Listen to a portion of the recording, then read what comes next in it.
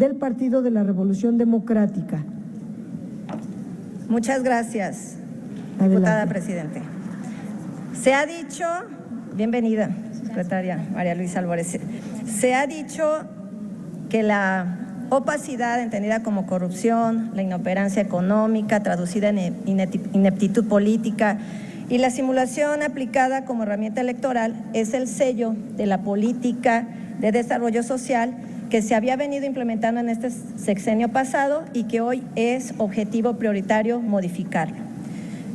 Pero con este pretexto, con esta descripción, han dejado de lado a instituciones como el INEGI y el Coneval y en su lugar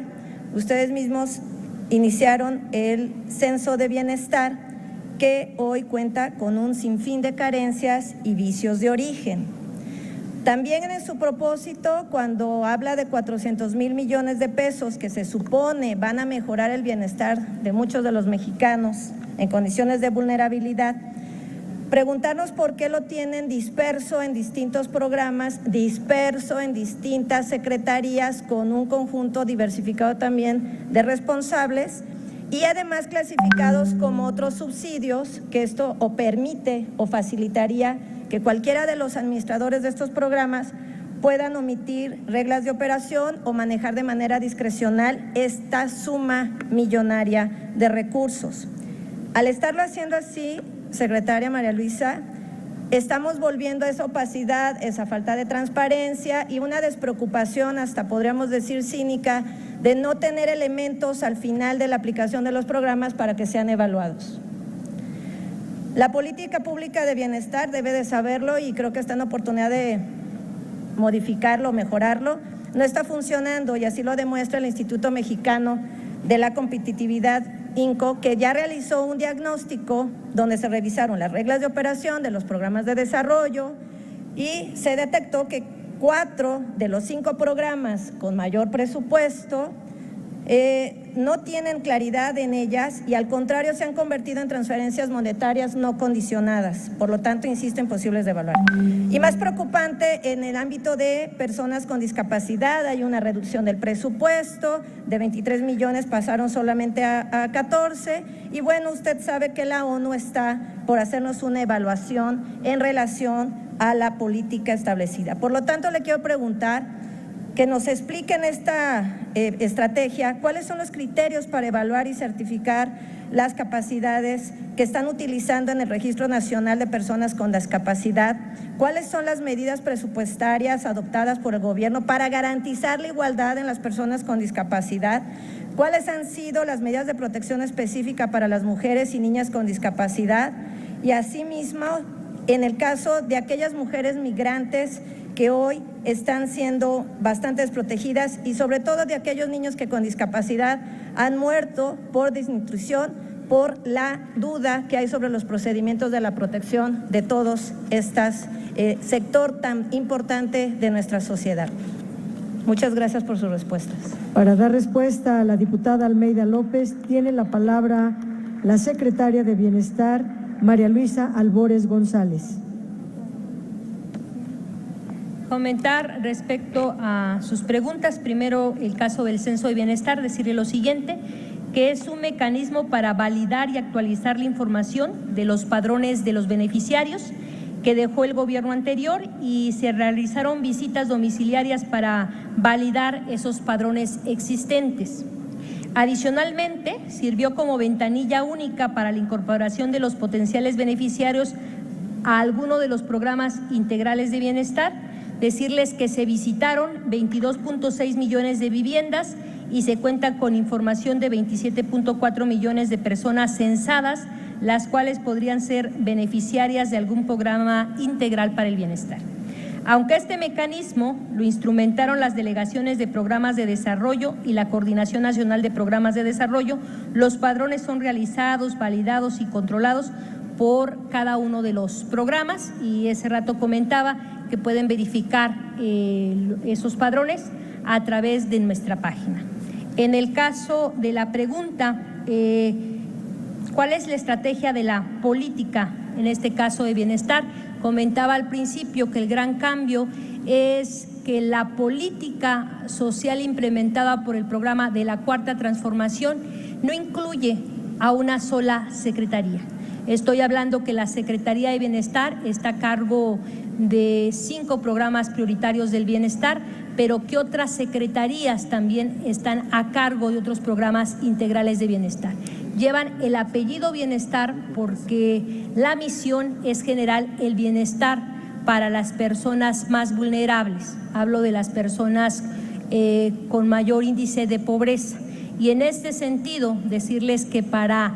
aminorar esa brecha de desigualdad y recordar que la pobreza es multidimensional. La pobreza tiene que ver no solo con el empleo, la pobreza tiene que ver con el acceso a vivienda, tiene que ver con el acceso a la infraestructura de esa vivienda, agua de la luz, del agua entubada, también en este caso de caminos para llegar a esas comunidades, a esas rancherías, tiene que ver con el acceso real, que tiene que ver con las finanzas y también con salud, educación. Y en ese sentido es esta coordinación de varias instituciones, de varias secretarías, y por eso se lleva el apellido bienestar. Son programas integrales que buscan aminorar, que buscan reducir esa desigualdad en los lugares con mayor pobreza. Y en ese sentido no solo hablo de la pobreza rural, también la pobreza urbana, que tiene que ver en lo que se nota en barrios o colonias populares. Eso es lo que está encaminado a hacer la Secretaría de Bienestar. Para réplica tiene la palabra la diputada Mónica Almeida López. Bueno, entendería que el tiempo no es suficiente, pero sí quiero insistir, señora secretaria, que es necesario contar con una política integral para las personas con discapacidad, y esto incluye, por supuesto, tener un censo del cual nadie tenga duda, y que aunque estén publicados, pues hay una serie también de instituciones que están validando el método científico con el que ustedes están construyendo este censo. Y en este censo incluye, por supuesto, a toda la comunidad, familiares que tienen personas con discapacidad. Y aquí hay algo muy importante: cuando CONADIS, este Consejo Nacional de Discapacitados, no ha tenido ningún titular en todo lo que va de la administración, insisto, hay una reducción del presupuesto, se ha estado manejando, usted misma el pasado 10 de octubre, durante su comparecencia en el Senado, anunció que en quien recaería este nombramiento sería el maestro Daniel Vélez Ramírez, con amplia trayectoria administrativa, pero sin ninguna capacidad o experiencia, mejor dicho, sin ninguna experiencia en el trabajo con personas con discapacidad. El nombramiento no ha sido realizado de manera oficial, no ha sido comunicado a las organizaciones de la sociedad civil, y esta situación ha impedido que se realicen los trabajos de la elaboración del Plan Nacional para la Inclusión de las Personas con Discapacidad, y esto lo han dicho las organizaciones de la sociedad civil, y que el programa consta de 17 páginas, no presenta ni un estudio previo, ni citas de investigación, ni diagnóstico, y dicen ellos mismos que ni siquiera una introducción. Se presenta un anexo muy sencillo con unas tablas de Excel con objetivos. Insisto, un censo o un padrón debe contar con todos la información que permita garantizar que estos recursos llegan a quienes lo necesitan para lograr los objetivos de incrementar la igualdad o disminuir las brechas de pobreza, y estamos haciendo un énfasis literal y contundente de que esto no está siendo así expresado, ni siquiera en los documentos que ustedes están publicando. La Asamblea Consultiva del CONADIS, con fecha del 10 de octubre, emitió una opinión. Dice: un aspecto indispensable es que el Programa Nacional para el Desarrollo y la Inclusión de las Personas con Discapacidad 2019-2024 sea el documento que instrumente las acciones y establezca la política pública en materia de desarrollo para las personas con discapacidad de nuestro país. Por lo que a los integrantes de la Asamblea Consultiva no les es imposible emitir una opinión o complementar el documento propuesto, que incumple con las características propias al omitir los fundamentos, excluir indicadores, tiempos y recursos para ejecutarse, revisarse y evaluarse, así como las obligaciones para cumplirlo y, por último, con falta de claridad sobre las formas de participación de las organizaciones de y para personas con discapacidad. Esperamos que con su administración y con la buena voluntad que aquí ha expresado, corrija todo lo necesario, se tenga la altura de miras para recomponer la política en esta área que resulta fundamental para la construcción de una sociedad más igualitaria. Muchas gracias. Gracias, diputada. Están en la Cámara de Diputados alumnos